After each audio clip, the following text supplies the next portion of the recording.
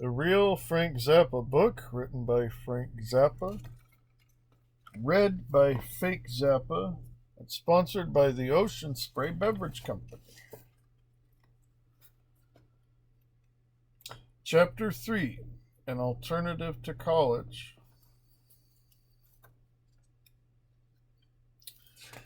Page 48. I remained seated, and, as a hush fell over the audience, without the aid of a PA system, proceeded to spoil her entire afternoon by inquiring, "Why don't you go fuck yourself?" Name omitted because I'm a nice guy. This was a word you were not supposed to shout in those days, especially to a girl who jumped up and down on weekends with wads of crepe paper in her hands. She collapsed, sobbing, and had to be helped out of the door by the other pom-pom rustlers. It was the worst white female impersonation of the James Brown cape over the shoulder routine ever performed in the Western Hemisphere. The final wrap up in the case of Mrs. Name Omitted took place right around sunrise after the senior all night party. I made her laugh while she was eating breakfast in the nicest coffee shop in town, surrounded by her friends, and iced tea came out of her nose. Anyway, the reason why I brought all this up and this old Lancaster stuff in here was to provide some details concerning the lyrics to Village of the Sun, which my admittedly peculiar standards strikes me as a sentimental lyric, and there aren't many of those in my catalog. We're not going to take it apart line by line, but a few references are worth following up on. It'll take the paint off your car and wreck your windshield too. I don't know how the people stand it, but I guess they all do. You could always tell if a guy was a desert rat by the windshield on his car. The wind had a constant factor, and so when the microscopic particles of sand it carried capable of pitting a windshield till you couldn't see out of it anymore, simultaneously reducing the finest custom paint job to garbage in an amazingly short period of time. I heard it ain't there. I hope it ain't true. Where the stumbler's gonna go to watch the lights turn blue. I heard that the Village Inn was destroyed by a fire in a racial incident in the early 70s, and that the people in the neighborhood had acquired a habit of shooting each other. However, while I was working there, it was a great little place. Between the sets they'd turn out on the jukebox, and as soon as they did, a guy called for the slumber who would go over to it and dance for it. He'd sort of worship it, and if it was the shrine of music. Eventually, he'd be joined by a couple of assistant stumblers, and they'd all bob and weave and grovel in front of it. I watched this for a few weeks and finally, one night, decided to walk to him. I thought he'd be some kind of space wino. He wasn't. He was an okay guy. He was drunk, to be sure, but not out of his mind, just happy. He invited me to go to his house. I couldn't turn this offer down, like it says on the Freak Out album. Who could imagine? What kind of place Mr. Stumbler lived in. I had to find out. After the gig, I followed him out to the desert a few miles to a small turkey ranch. There was a handmade sort of house with cinder block steps. The light was on in the front window. I followed him in. In spite of the shabby exterior, the living room was pleasant, with new furniture and a very large, very new Magnavox stereo. Apparently, he had been listening to some records before his evening romp in front of the jukebox. Maybe a pregame warm-up. The album on his turntable was Stravinsky's Firebird Suite. The Suits. After I moved into Studio Z, Don Van Vliet came to visit, and I made some recordings with him then, which predated the Beefheart Magic Band. The group was called the Suits. Some of the songs were Metal Man Has Won His Wings, Cheryl's Cannon, and a cover of the Little Richard song Slippin' and Slidin', as if sung by Howlin' Wolf. In those days, certain record companies would lease the master recordings of independent producers. A producer would bring in a finished piece of product and be given a cash advance against royalties. The producer still owned the master. The releasing company would have to use of it for a few years, after which control of the master would revert to the producer.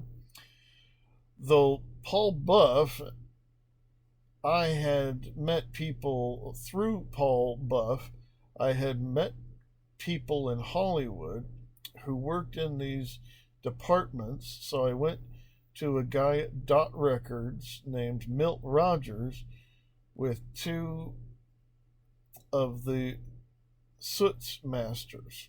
He listened for a while and said, "We can't release these. The guitar is distorted." Bongo Fury.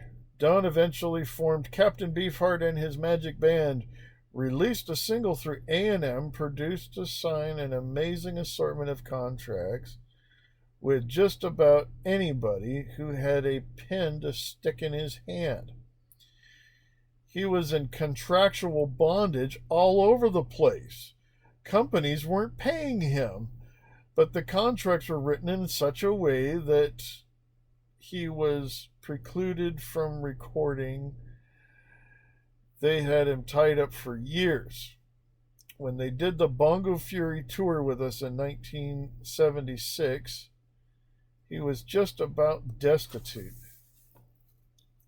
Life on the road with Captain Beefheart was definitely not easy. He carried the bulk of his worldly possessions around in a shopping bag. It held his art and poetry books and a soprano sax.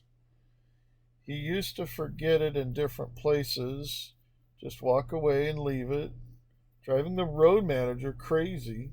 On stage, no matter how loud the monitor system was, he complained that he couldn't hear his voice. I think that it was because he sings so hard up he tenses the muscles in his neck, causing his ears to implode. Trout Mask Replica. The high point of our relationship, according to Rolling Stone, and aren't they some kind of authority on these matters, was the making of Trout Mask Replica album together in 1969. Don is not technically oriented, so first I had to help him figure out what he wanted to do, and then from a practical standpoint, how to execute his demands. I wanted to do the album as if it were an anthropological field recording in his house.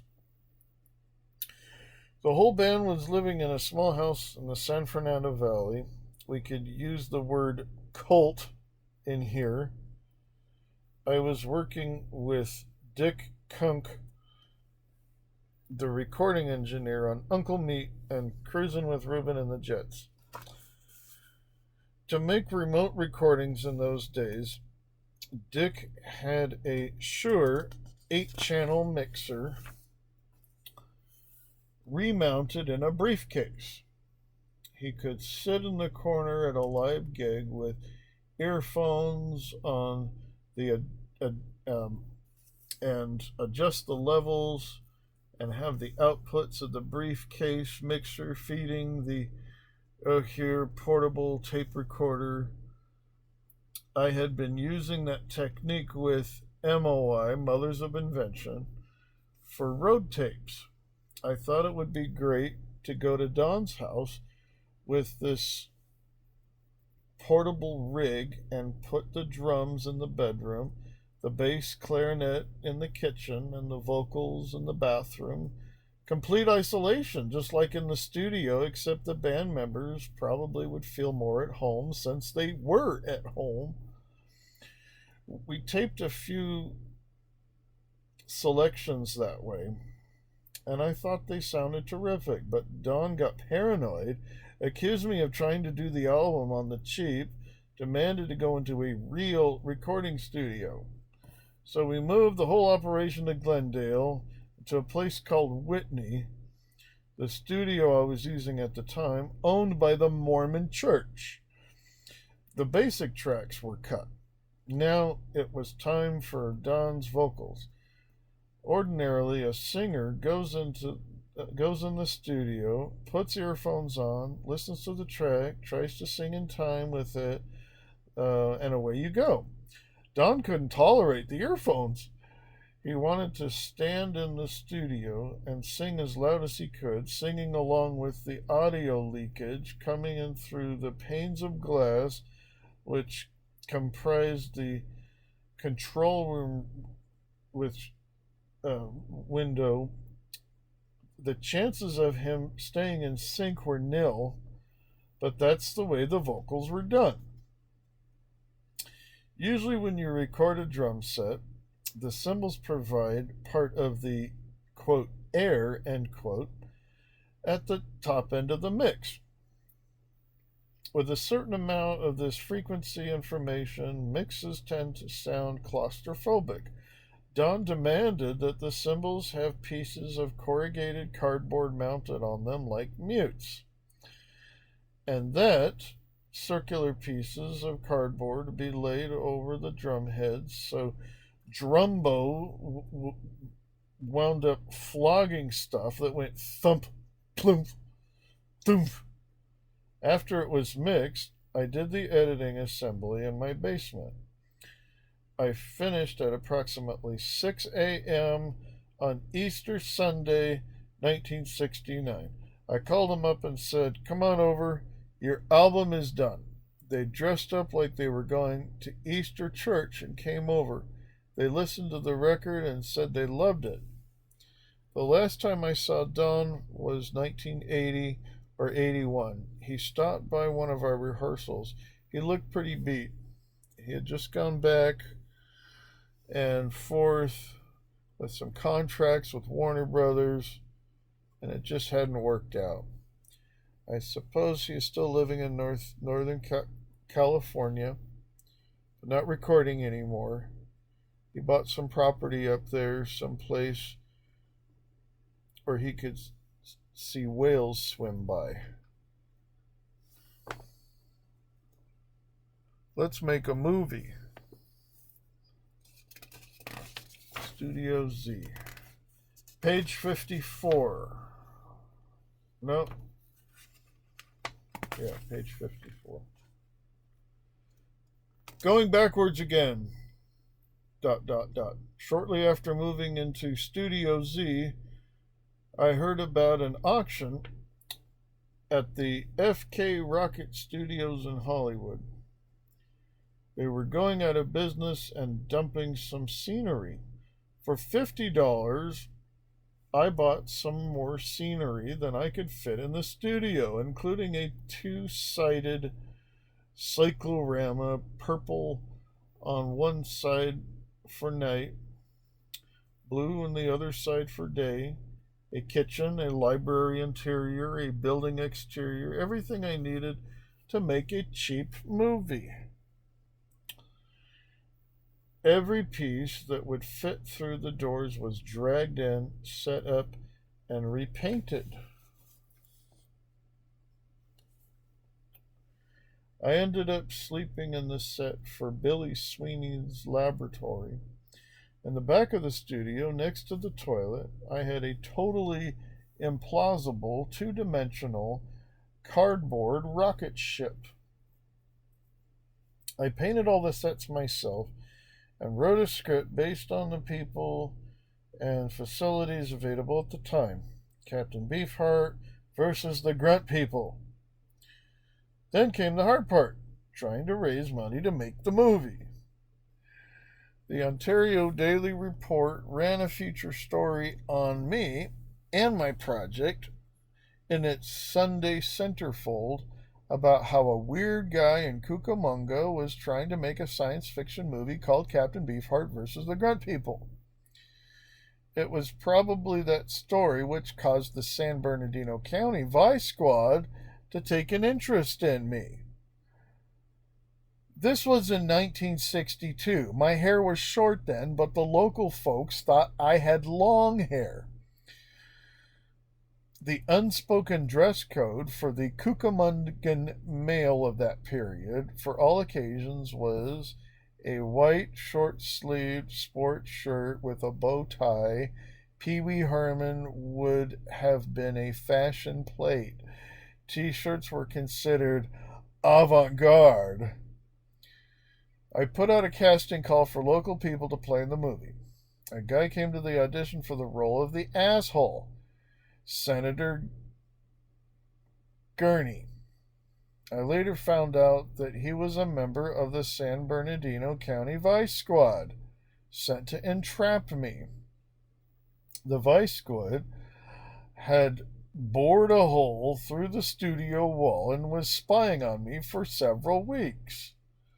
The local political subtext to all this had to be something with the impending real estate development, which was required the removal of the tenants before Archibald Avenue was widened. The other part of the subtext had to do with a girl I met in a restaurant in Hollywood. She had a friend, a white girl with a black baby. They needed a place to stay. Next up, Cucamonga. She and her girlfriend used to play with the baby on the sidewalk in front of the studio, in plain view of the holy rollers lurking in the church across the street. Apparently, this caused some psychological stress on the congregation, and shortly thereafter, I was visited by a man who auditioned. He didn't get the part, but he did turn out to be quite an actor.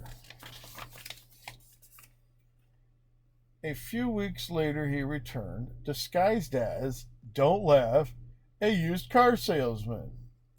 He told me that some of his friends were having a party the following week. Since I had a sign outside the studio, purchased at the auction, that said TV Pictures, he wanted to know if I could make an exciting film for the entertainment of his brethren. Eager to help, as opportunities to entertain the gentlemen in this fascinating profession do not occur every day, I explained that films cost a lot of money and suggested an audio tape. He gave me a verbal list of all the different sex acts he wished to have included on the tape. I didn't know at the time, but he was broadcasting our conversation to a truck parked outside the studio with his, don't laugh, wristwatch. Wrist radio. I told him I could make a tape like that for $100 and have it to him the next day. That evening, I manufactured the tape with the help of one of the girls, about half an hour's worth of bogus grunts and squeaky bed springs. There was no actual sex involved. I stayed up all night to edit out the laughs and then added some background music, a complete production. The next day, the audience, the auditionee, whose name was Detective Willis, showed up and handed me $50. I said the deal was for $100, and he refused and refused to hand over the tape. It never changed hands. In spite of that, the door flew open, flashbulbs popped, reporters ran all over the place with handcuffs slapped on my wrists. The vice squad arrested me and the girl and confiscated every tape and piece of film in the studio. They even took my 8mm projector as, quote, evidence, end quote. I was flat broke and couldn't afford a lawyer. I phoned my dad, who had recently had a heart attack, and he couldn't afford a lawyer either. So he had to take out a bank loan in order to bail me out. Once I got out, I went to see Art LeBoy. He had released some of my material on his original sound label, Memories of El Monte and Gunyon Run, and got an advance on the royalty payment, which I used to bail out the girl. I tried to get to the ACLU to take an interest in the case, but they wouldn't touch it. They said it wasn't important enough, and that, yes, there had been quite a few cases of illegal entrapment in that area. By then, my dad had been able to hire a lawyer who said my only hope was to plead nolo contradire, no contest, or I'm so broke I can't even buy justice in Cucamonga, so I'll just give $1,000 to this lawyer to keep my fucking mouth shut, hoping you don't give me the death penalty. Before the trial, my white-haired legal expert asked me, "How could you be such a fool to let this guy con you? I thought everybody knew Detective Willis. He's the kind of guy who earns a living waiting around in public restrooms to catch queers." I answered, "I don't stand around in toilets. I never heard of guys that get paid to do that." "What was it?" "My fault is that I never dreamed that scum like Willis existed, or that anybody in the government set aside tax dollars to provide guys like him with a salary and a research budget. I was going to have to crank up my imagination and a little a little to compensate for this dreadful revelation. I was charged with conspiracy to commit pornography. The pornography charge was, under state law, a misdemeanor. The conspiracy charge, on the other hand, was a felony, requiring impressive amounts of penal servitude. So how does one engage in conspiracy to commit pornography? In California, if two or more people discuss the commission of any crime, no matter how small, like jaywalking maybe, it magically becomes a conspiracy. And the penalties escalate beyond reason. it was presumed that I had discussed making the tape with the girl and therefore eligible for 10 to 20 years hard time. Still want to move to California, folks? At one point in the trial, the judge took me and the girl into his private chambers along with the lawyers, listened to the tape, and started laughing. It was funny, and nowhere near as bizarre as the vocal noises eventually released on side 4 of the Freakout album. The laughter infuriated the 26-year-old assistant DA who prosecuted the case. He demanded, in the name of justice, that I be forced to serve time for this heinous offense. The final verdict: guilty of a misdemeanor. The sentence: 6 months in jail, with all but 10 days suspended and 3 years probation, during which I could not violate any traffic laws or be in the company of any woman under 21 without the presence of a competent adult. The sentence also provided for the expungement of my, quote, criminal record, end quote. After 1 year would be nothing on the book saying that I ever went to jail. After the sentence had been pronounced, I was placed in a holding tank in the back of the courthouse to wait for the sheriff's bus to take me to the county jail.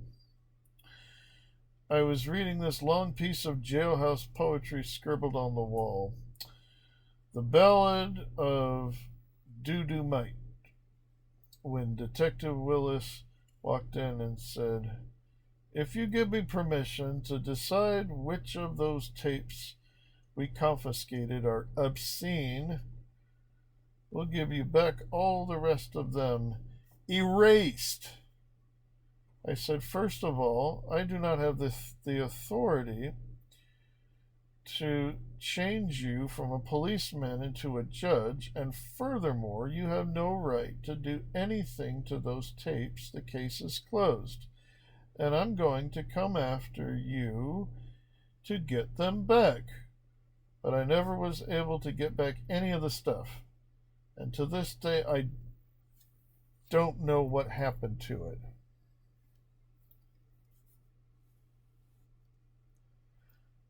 Let's go to jail.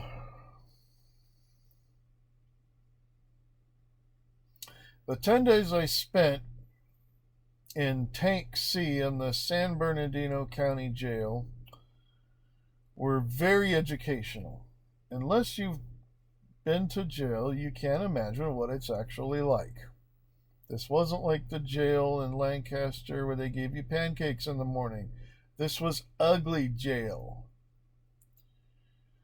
There was an enormous black guy in there called Slicks, because his lips looked like they were big enough, like big smooth racing tires called cheater slicks.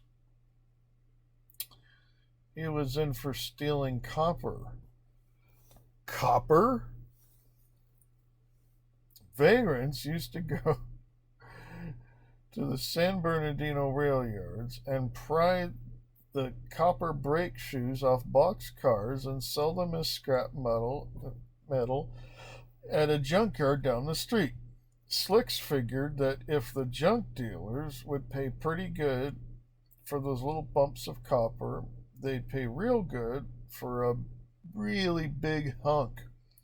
So he planned to break into the local telephone company compound where huge rolls of telephone cable were stored.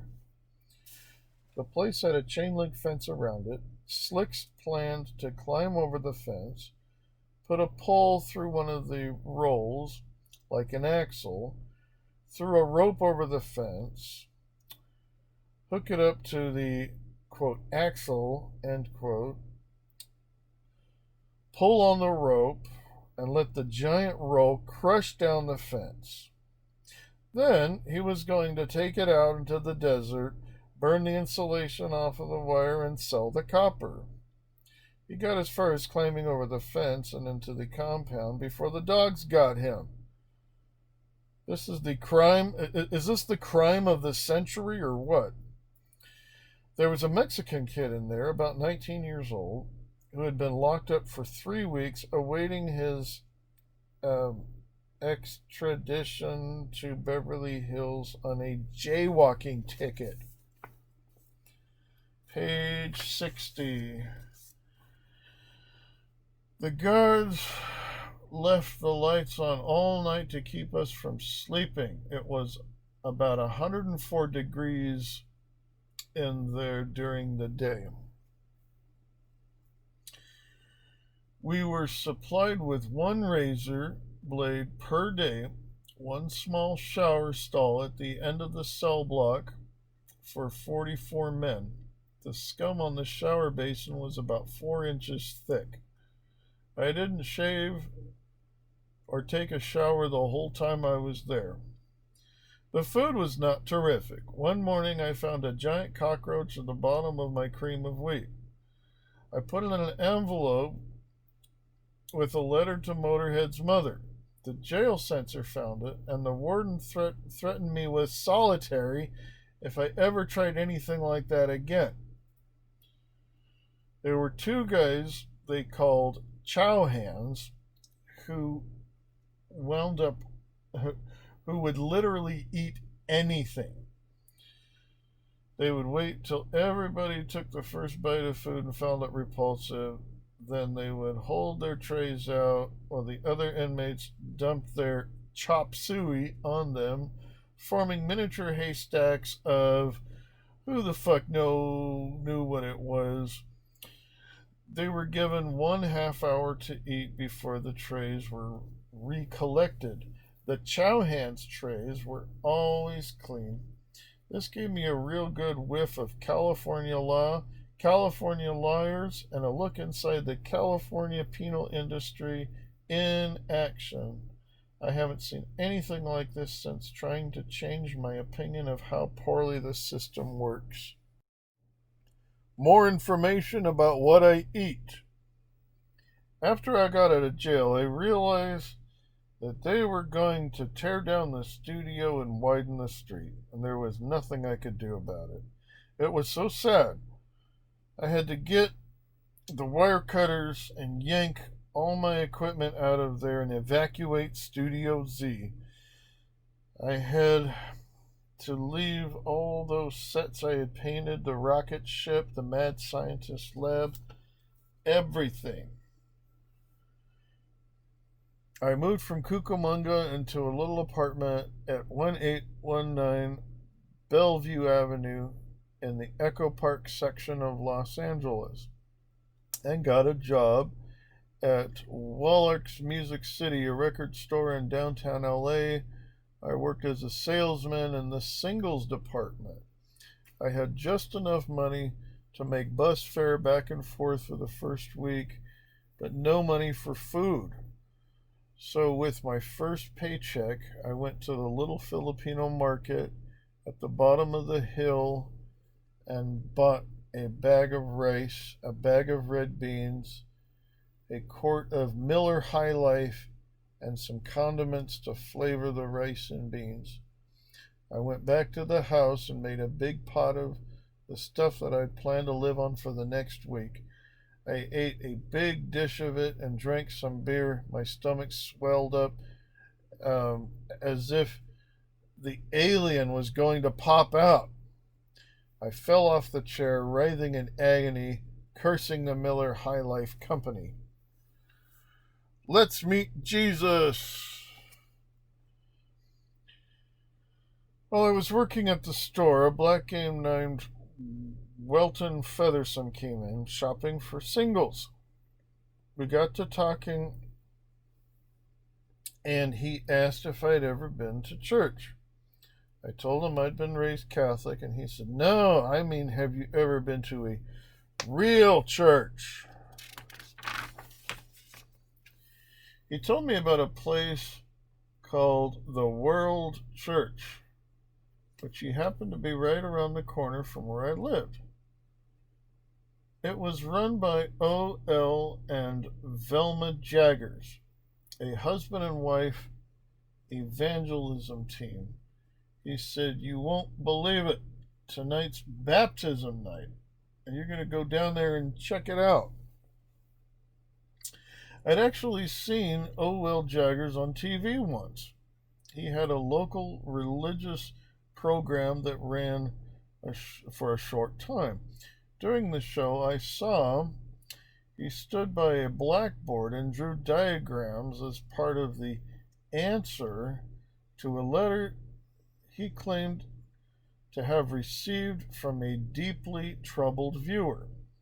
The letter requested a theological explanation of UFOs, and the Reverend obliged with this answer. "Flying saucers are nothing more than cherubim and seraphim. Because of the great speed at which they travel, their tiny bodies begin to glow when they come in contact with our atmosphere." So I went to the World Church. It was a large Quonset hut near Temple and Alvarado. Instead of an altar, it had a stage with flowers and fake gold knickknacks displayed between the all-white piano and the all-white organ. Over the stage was an enormous cardboard cutout of Jesus posted like Superman in the takeoff position, projecting out over the audience. It was illuminated on either side by small clusters of red and blue lights, like the ones they use in the driveways on apartment houses called contiki. The congregation was poor, black, Filipino, Japanese, and Mexican. They were subjected to 3 collections during the hour I was there. The baptism tank stretched across the rear of the stage. It was waist high, sort of an aquarium thing, filled with green water. The baptismal contestants wore white robes. Jaggers dunked each victim into the tank, dragging him sort of by the scruff of the neck with his head under the water, the length of it. One guy couldn't hold his breath and came up gagging. It was pretty disgusting. As I was about to leave, I heard him announce into a handheld Newman U-87 during the 3rd collection, "Jesus just told me that if you have another $1,000 in your pockets." A bunch of people got out of their seats and marched down the aisle like zombies, dishing up wads of cash.